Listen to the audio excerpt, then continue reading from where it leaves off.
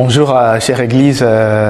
Bonjour à tout le monde qui est en train de nous suivre ce matin, de prier avec nous. C'est toujours un bon moment, un moment merveilleux quand nous venons ensemble ce matin pour louer l'Éternel, comme on l'a fait ce matin dans la louange, dans la musique, et aussi d'avoir le moment de regarder la parole de Dieu, puis de partager la parole de Dieu ensemble.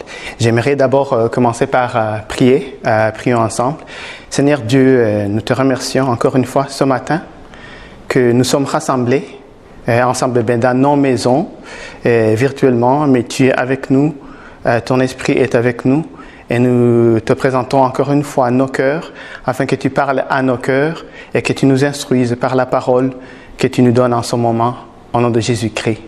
Amen. Ce matin, je voudrais vous proposer le titre, comme titre de message, « Libéré ». Bon, c'est pas le titre de la chanson dans La Reine des Neiges. Je sais pas si c'est La Reine des Neiges 1 ou 2. Peut-être mes filles diraient que c'est ça, mais c'est pas ça. Donc, c'est plutôt libéré en Jésus-Christ. Et les textes principaux auxquels je me réfère ce matin, c'est Jean, chapitre 8, et Exode, chapitre 12. Alors, en Jean, chapitre 8, nous avons une conversation qui se passe entre les Juifs et Jésus. Et dans le chapitre, Jésus est en train de leur expliquer qui il est. Et Jésus avait des conversations comme ça beaucoup de fois avec les Juifs. Et des fois, ça ne tourne pas très bien. Et ça, c'est une de ces conversations où c'était pas vraiment facile pour lui d'avoir l'audience et accepter ce qu'il était en train de dire. Alors, donc, au verset 8 de chapitre 12, je veux dire au verset plutôt 12 de chapitre 8 de Jean, Jésus parle aux Juifs et il leur dit « Je suis la lumière du monde. Celui qui me suit ne marchera pas dans les ténèbres, mais il aura la lumière de la vie. » Alors, à partir de là, si vous voulez, vous pouvez donc lire un peu plus dans le passage pour voir la conversation que Jésus a eue avec les Juifs. Il est en train de leur expliquer qu'il est le Fils de Dieu, venu de Dieu. Et plus tard, donc au verset 31, il y en a certains, en fait, qui croient en lui. Donc apparemment c'est pas tout le monde. À ce moment c'était quelques-uns. Alors la parole de Dieu nous dit comme Jésus parlait ainsi, plusieurs crurent en lui. Au verset 31 de Jean chapitre 8, ça dit « Et il dit aux Juifs qui avaient cru en lui, si vous demeurez dans ma parole, vous êtes vraiment mes disciples, vous connaîtrez la vérité et la vérité vous affranchira. » Alors au verset 32, les Juifs lui répondirent, « Nous sommes la postérité d'Abraham, et nous ne fûmes jamais esclaves de personne. Comment dis-tu, vous deviendrez libres ?»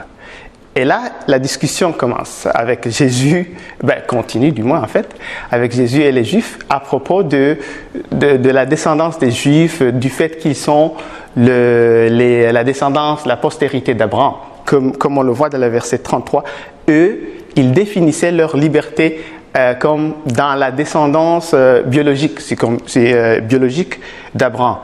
Et Jésus essayait en fait de les amener à remarquer que la vraie liberté vient à le recevoir lui. C'est vraiment la liberté de devenir la postérité d'Abraham dans le sens plutôt spirituel. Et donc, la conversation se passe comme ça.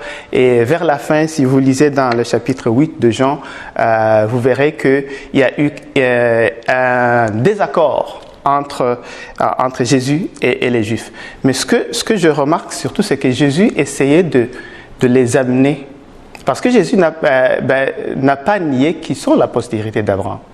En fait, dans un certain passage, dans un verset, il dit « Oui, vous êtes la postérité d'Abraham. » Et dans une autre partie, il dit « Mais si vous étiez en fait la postérité d'Abraham, vous comprendriez qui je suis et vous me recevriez. » Et on remarque qu'il essayait de les amener à remarquer la dimension prophétique, si je peux dire, d'être la postérité biologique d'Abraham.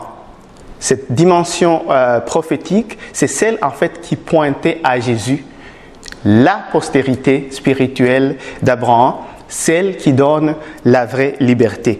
Et donc, ce que je veux donc résumer un tout petit peu, c'est que l'histoire des Juifs apparaît, elle est vraie évidemment, c'est ce qui s'est passé. Dieu a marché avec eux et continue de chercher les Juifs, les Israélites, comme il cherche toute personne sur la terre afin qu'ils les reçoivent. Mais leur histoire est en même temps une dimension prophétique par rapport à l'histoire de l'humanité tout entière.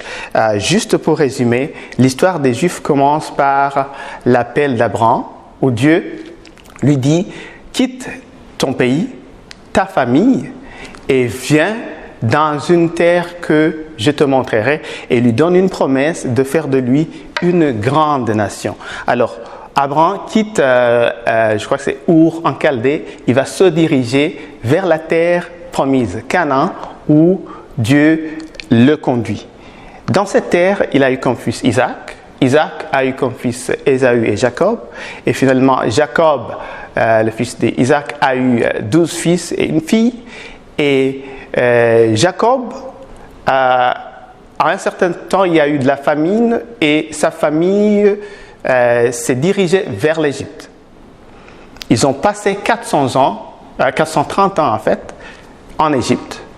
Et finalement, par la main puissante de Dieu, à travers Moïse, Dieu les délivre de la servitude en Égypte pour les ramener encore à travers un long trajet, un trajet de 40 ans, jusqu'encore une fois à la terre promise à leur ancêtre Abraham, donc en Canaan. Donc, on voit un détour dans la vie du peuple des Juifs. Et dans notre vie spirituelle, on a aussi un détour où, si on commence dès le commencement, Dieu a créé Adam et Ève, et tout était parfait. Il n'y avait pas encore de péché, et ils étaient dans le jardin d'Éden.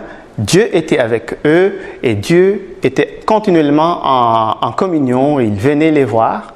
Mais à un certain moment, Adam et Ève ont péché, et nous savons que nous-mêmes, dans notre naturel, nous avons l'inclinaison vers le péché à cause du fait que nous sommes les descendants d'Abraham.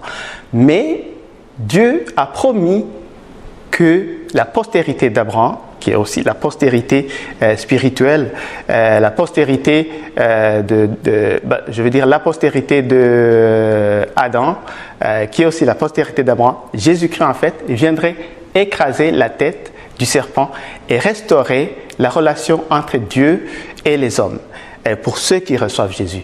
La parole de Dieu en Ésaïe nous dit que nous étions tous perdus, chacun suivait sa propre voie, et Dieu a fait retomber sur Jésus tous nos péchés. Alors, en recevant Jésus, nous retournons dans cette relation, donc nous retournons dans cette relation avec Dieu, après avoir fait ce détour, parce que tout le monde a péché et a été privé de la gloire de Dieu, mais nous sommes justifiés en revenant à Dieu, en recevant Jésus-Christ. Et nous avons en Jésus-Christ la promesse de la vie éternelle, et nous savons qu'évidemment, il va restaurer toutes choses, qu'il y aura une nouvelle terre et un nouveau ciel où nous allons vivre en paix. Alors, on voit cette similarité. Et je veux m'arrêter particulièrement sur la dimension prophétique de la sortie des enfants d'Israël du pays d'Égypte, surtout le jour où ils sont sortis du pays d'Égypte. Dieu a envoyé Moïse, qui est allé parler à Pharaon, et si vous êtes familier avec l'histoire, vous saurez qu'il y a eu 9 fléaux d'abord, qui sont abattus par la main de Dieu sur l'Égypte, et Pharaon n'a pas voulu laisser les enfants d'Israël partir. Le dernier jour où il les a fait partir, où il les a laissés partir de ce pays, il y a eu un dernier fléau, le 10e, et où alors Dieu a dit à Moïse, tu vas dire au peuple d'Israël d'immoler un agneau mâle blanc et de mettre le sang sur les portiques. Alors, il y a certains détails dans les instructions de Dieu à Moïse à propos de ce jour-là où il a délivré le peuple, qui ramènent, comme je dis, qui ont une dimension prophétique de la mort de Jésus. Comme par exemple le fait d'avoir un agneau mâle, sans tache, qui est immolé, et puis on met le sang sur les portiques, donc c'est sur le bois, carrément. Ça a une dimension prophétique qui donne l'image de Jésus, qui est l'agneau immolé, et dont le sang a coulé sur le bois, sur la croix, pour nous sauver. Et lors de la sortie d'Égypte aussi, Dieu a dit à Moïse qu'il mangerait cet agneau-là qu'ils avaient tué, rôti, et qu'il ne devait pas briser les os de cet agneau-là. Ça semble des pratiques un peu animistes, un peu bizarres, des détails comme ça. Mais quand on regarde en Jean chapitre 19, verset 36, on voit que Jean nous ramène aussi à cette parole où il dit le fait que les os de Jésus n'ont pas été brisés à la croix, alors que ces deux autres brigands ont été brisés. Et il dit que cela a été fait pour que la prophétie soit accomplie. Donc la prophétie qui a été commencée au niveau de la première Pâque. Et d'ailleurs, Dieu a indiqué aux Israélites que cet événement-là, ils allaient le célébrer comme étant la Pâque de l'Éternel. Et je trouve que ce n'est pas par coïncidence qu'au moment où Jésus est mort, c'était le moment de la célébration de se souvenir de la sortie d'Égypte pour le peuple d'Israël. C'était vraiment le moment de la Pâque. Donc c'est comme si les Juifs ont continué à prophétiser, à se souvenir de leur liberté de l'Égypte, de la maison de la servitude. Et chaque fois qu'ils se souvenaient, c'était un message prophétique de la liberté que nous avons en Jésus-Christ, et donc qui est venu nous libérer du péché, comme il essayait en fait de l'expliquer aux Juifs. Et donc, en nous projetant donc dans l'événement de la sortie d'Égypte des Juifs, on peut voir donc des aspects spécifiques de notre liberté qui nous aident à comprendre à quel point nous sommes libres de l'emprise de l'ennemi. L'une de ces choses, par exemple, c'est le passage à la mer Rouge. La parole de Dieu, en fait, dit que, donc, en Exode chapitre 13, que Dieu a choisi de faire passer les enfants d'Israël du côté de la mer Rouge, parce que du côté du pays des Philistins, il a dit, ils auraient peut-être peur, puis ils pourraient retourner. Alors, il les a fait traverser la mer Rouge, séparés en deux. Ils sont passés de l'autre côté, et Pharaon a envoyé son armée à leur poursuite. Mais quand ils ont traversé de l'autre côté, traversé à travers la mer Rouge, quand quelqu'un reçoit Jésus, on symbolise ce passage-là avec le baptême dans l'eau, qui en fait pointe à la chose réelle de la mort et la résurrection de Jésus qui nous sépare de l'ennemi quand on le reçoit. Dieu a refermé l'eau de la mer Rouge sur l'armée de Pharaon qui poursuivait les Juifs et a laissé le roi Pharaon de l'autre côté de la mer Rouge, donc séparant l'ennemi de son peuple. Donc, de façon que l'ennemi ne pouvait pas donc plus atteindre, mettre la main sur le peuple de Dieu. Et je crois que cela nous symbolise, nous montre la liberté, comment nous avons été libérés de l'ennemi. Parce qu'il n'a pas de pouvoir de mettre la main sur nous, car Jésus a dit tout est accompli. Tout ce qu'il faut pour nous libérer est accompli. C'est pourquoi même la parole de Dieu nous dit il n'y a plus de condamnation pour ceux qui sont en Christ. Donc, il ne peut pas nous condamner, il ne peut pas nous asservir lorsque Jésus est en nous. Il y a aussi deux autres éléments que je voudrais pointer dans la liberté que nous avons en Jésus-Christ. Au verset 29 de Exode, la parole de Dieu dit « Au milieu de la nuit », donc ça c'est à propos du 10e fléau qui s'est abattu sur Égypte et qui a permis aux enfants d'Israël de sortir.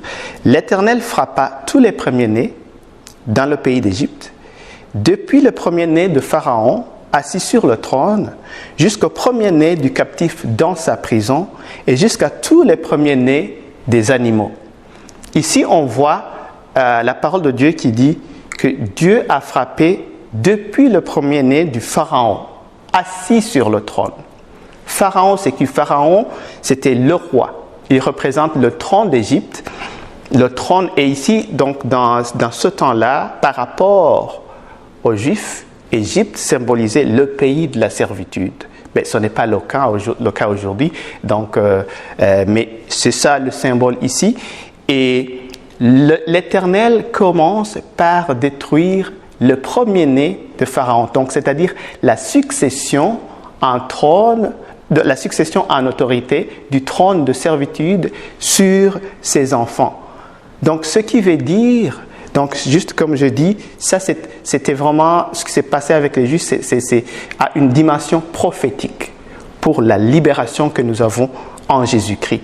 Et ce que je sens le Seigneur nous dire aujourd'hui, c'est qu'il a détruit la succession en autorité de l'ennemi sur nous.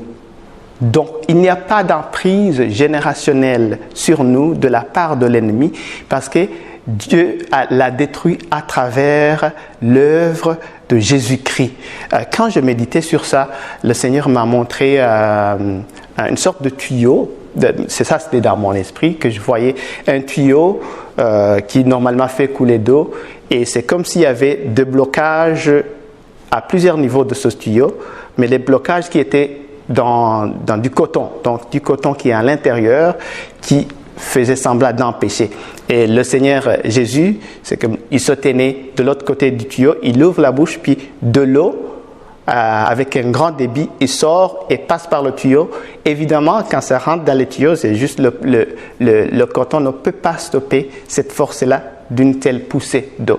Et c'est ça l'image que j'ai vue à propos de ce verset-là. Et je sais que ça parle à quelqu'un aujourd'hui qui se dit « Non, moi j'ai des choses dans le passé, des pratiques peut-être animistes qui me stoppent d'avancer. » Mais quand tu as reçu Jésus, quand tu as le Saint-Esprit, ce que Dieu veut que tu saches, c'est qu'il a détruit tout ça. Il a détruit tout ça. Le Saint-Esprit ne peut pas cohabiter avec ces choses-là. Il nous a donné la puissance et nous a libérés de l'emprise de l'ennemi de génération en génération. Il a détruit sa transmission de son autorité sur nous. Alors nous sommes libérés en Jésus-Christ.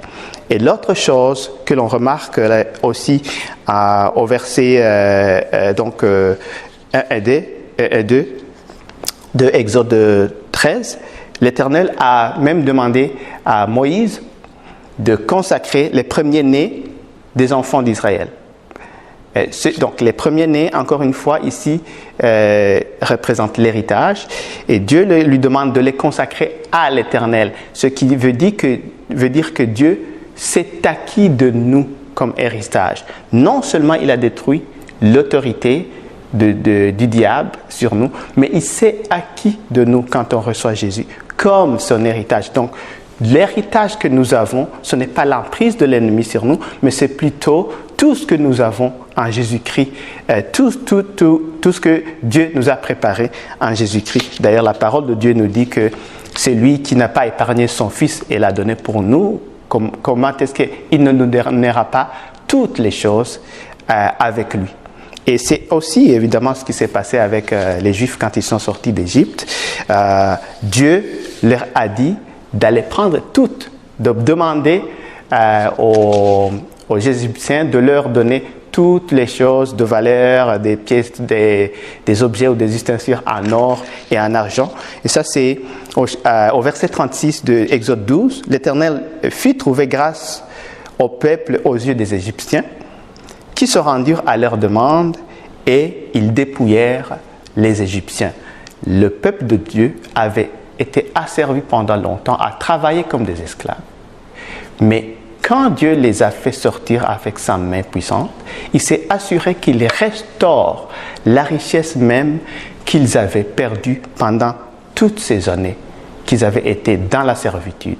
Et c'est ça que le Seigneur Jésus a fait pour nous. Il restaure la richesse que le diable a voulu prendre en nous prenant dans la servitude. Quand on le reçoit, on n'a pas besoin de vivre dans le regret pour dire « Oh, j'ai perdu plusieurs années de tout ça, puis de tout ça, il y a ça, et il y a A, B, C que je ne pourrais pas. » Mais Dieu a restauré notre richesse en Jésus-Christ. Et quand je méditais sur ça, je demandais à l'Éternel, est-ce qu'il y a un peu de plus que tu peux me montrer qui témoigne encore de ce que tu as fait, de notre liberté en toi. Et le Seigneur m'a rappelé que lorsque Jésus est né, et quand Hérode en Israël voulait le faire mourir alors qu'il était encore bébé, Jésus a pris refuge en Égypte. La terre de servitude pour le peuple de Dieu est devenue la terre de refuge pour le Fils de Dieu. Et c'est vraiment un élément prophétique pour voir à quel point Dieu a restauré notre vie et nous sommes libres. La parole de Dieu nous dit que Jésus nous a donné la liberté de marcher sur les scorpions et sur les serpents.